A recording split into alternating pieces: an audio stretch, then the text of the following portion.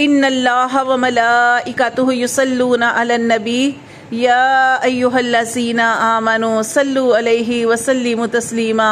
اللہ تعالیٰ قرآن مجید کے اندر ارشاد فرماتے ہیں، بے شک اللہ اور اللہ کے فرشتے نبی صلی اللہ علیہ وآلہ وسلم پر درود و سلام بھیجتے ہیں۔ اے ایمان والو، تم بھی نبی صلی اللہ علیہ وسلم پر درود و سلام کثرت سے پڑھا کرو۔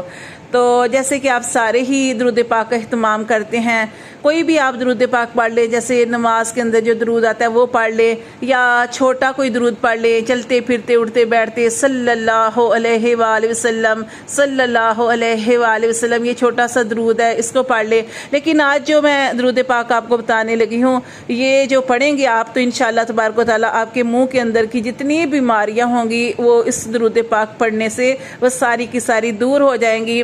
اور خاص طور پر کچھ ایسے لوگ ہیں جن کے منہ کے اندر سے بدبو آتی ہے، تو یہ درود پاک پڑھنے سے ان کے منہ کے اندر کی بدبو ختم ہو جائے گی۔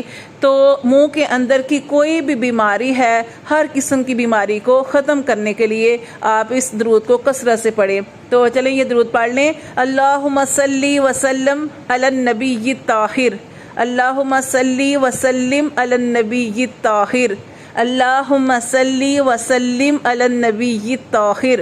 اے اللہ ہمارے معطر آقا پر درود و سلام بھیج۔